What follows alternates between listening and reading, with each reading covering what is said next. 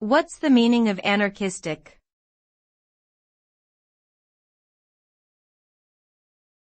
Anarchistic.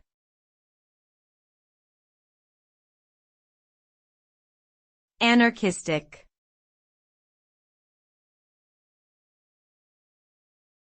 Anarchistic.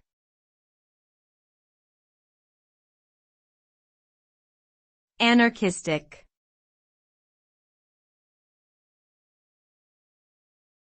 Anarchistic.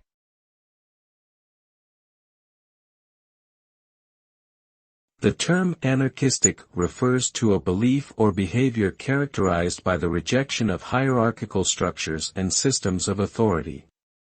It is often associated with social and political chaos, as well as a disregard for traditional norms and values. In an anarchistic society, there would be no government or centralized authority to enforce laws and regulations. Instead, individuals and communities would be free to organize and govern themselves. The result of an anarchistic society is highly debated, with some proponents viewing it as a utopia and others as a dystopia.